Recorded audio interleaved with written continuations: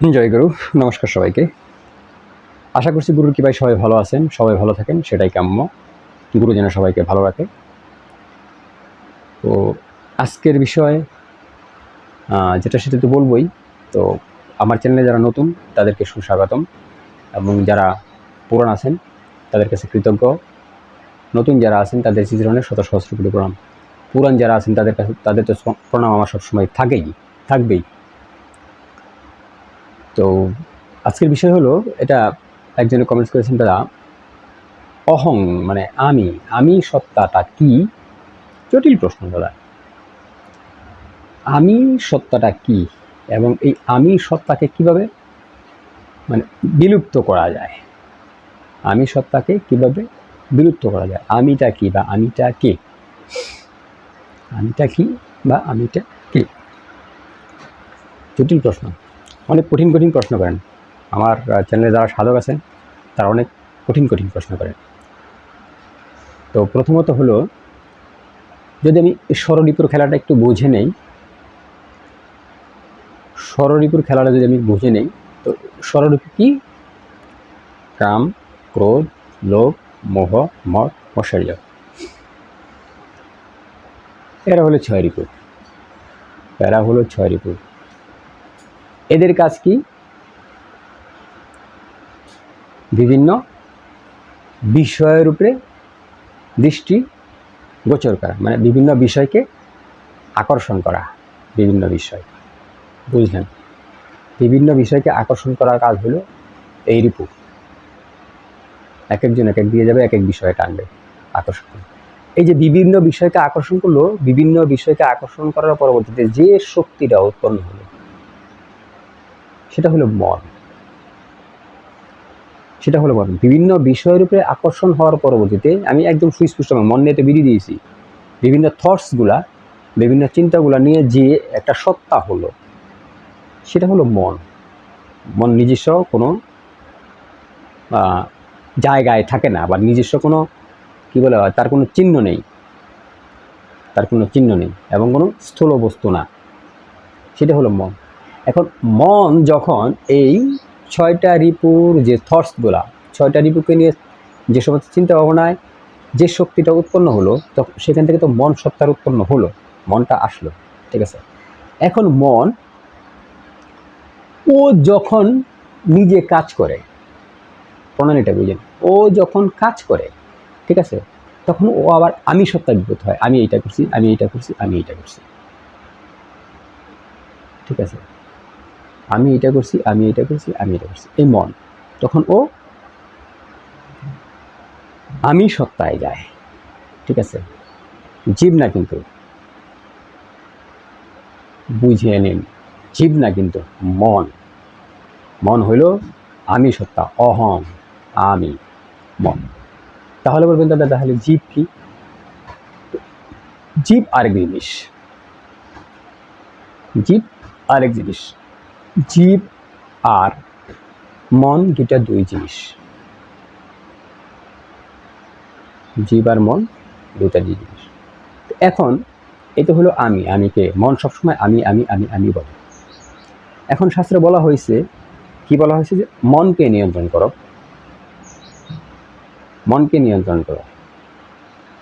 মনকে বশীভূত করতে পারলেই তোমার সব তপজপ সফল হয়ে যাবে, শাস্ত্র বলছে। তাহলে কেন বলা হলো? এর জন্যই, এই মন যখন আমি সত্তায় তৈরি হলো, তখন দুইটা ভাগ হয়ে গেল। এটা কিরকম? সুস্পষ্ট উদাহরণ দেই।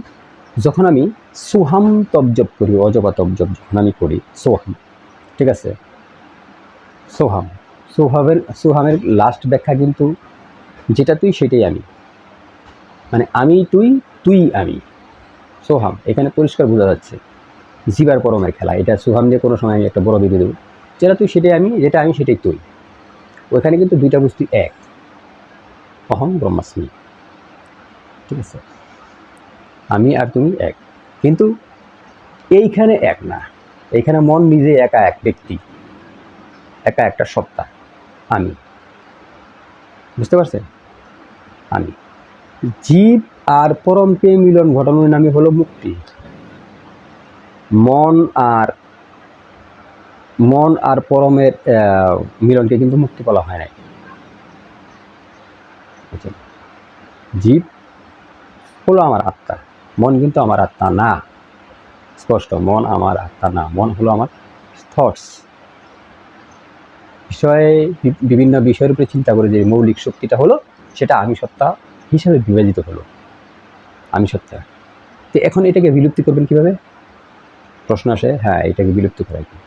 এখন এটাকে বিলুপ্তি করতে হলে আপনার একটাই চিন্তা, ঠিক আছে? আপনি ধরেন আমার এখানে কোথাও গেছেন, আপনি একটা কথা বলেছেন, ঠিক আছে? কথার কারণে হয়তো একটা ভালো কাজ হলো কিংবা খারাপ কাজ হলো, ভালো কাজই হয়েছে। তখন আপনি হঠাৎ করে বললেন, আমি ছিলাম বিদায় ও কিন্তু ওই 2000 টাকা পাইছে, নয়তো কিন্তু ওই 2000 টাকা ও পাইতো না। যে কোনো একটা কাজ করছেন, এই যে যখন আমি ছিলাম বিদায় ও 2000 টাকা পাইছে আপনি বলছেন, ঠিক আছে? তখন এই আমি সত্তা আরও বেশি অ্যাক্টিভ হয়। ওর উপরে ভোট পড়ে গেছে, আবার বলে থাকি, ওইদিকে কিন্তু তুমি বাঁচতা না, আমি যদি না থাকতাম না তাহলে তুমি ওইখানেই শেষ হয়ে যেতে। আচ্ছা, এই গাছপালা যে আমাদেরকে অক্সিজেন দেয়, ঠিক আছে, ও কি কখনো বলে যে আমি যদি অক্সিজেন না দিতাম পৃথিবীর সমস্ত প্রাণীগুলো মারা যেত? কারণ ও তো পরনির্ভরশীল, ও তো এই পৃথিবীরই একটা অংশ। এরকম আমি যদি এইরকম চিন্তা ভাবনা করি যে আমি পৃথিবীর অংশ, আমি প্রকৃতির নিয়মে ওইখানে ছিলাম, সাক্ষী স্বরূপ আমি কাজটা করে গেছি, মানে কি বলে, অ্যাজ এ থার্ড পার্সন আপনার কর্তব্য ছিল, আপনি কর্তব্যটা করেছেন, যে আমি আমার কর্তব্য করেছি, আমি কিছুই না, সব কিছু প্রকৃতির উপরে নির্ভর, প্রকৃতিই চলছে, আমি সত্তাটা ওখান থেকে বিলীন করে দিলাম, আমি কোনো কিছুই করি নাই। এটা প্রকৃতির নিয়মে যা আছে প্রকৃতি সেটা করছে, আমি কোনো কিছু করি নাই। যদি এইভাবে আমিকে সবসময় আপনি অ্যাভয়েড করে যান, তাহলে একদিন আমি সত্তা বিলীন হয়ে যাবে, আমি আর তুমি বললেই আমার বিপদ, দুইয়ে থাকা যাবে না, একে থাকতে হবে। তাহলে অটোমেটিক একটা সময় আসবে আপনার আত্মচেতনা জেগে উঠবে, ঠিক আছে? আত্মচেতনা জেগে উঠবে। আমরা যে সমস্ত জিনিস প্রথমে কোনো কাজ করতে গেলে, প্রথমেই কোনো কাজ যদি আমি করতে যাই, তাহলে কিন্তু আমাকে মন থেকে চিন্তা করতে হয়, ঠিক আছে? মন থেকে চিন্তা করতে হয়। দেখেন এর গুজ্জ্বল বিষয়টা মনে দেখেন, যখনই আমি মন থেকে চিন্তা করি না, চিন্তা করার সাথে সাথে ওখানে আমার আমি তত্ত্ব একদম স্বতন্ত্রভাবে ফুটে ওঠে, আমি তো অমুক জায়গায় যাবো, ওই কাজটা করবো, ঠিক আছে?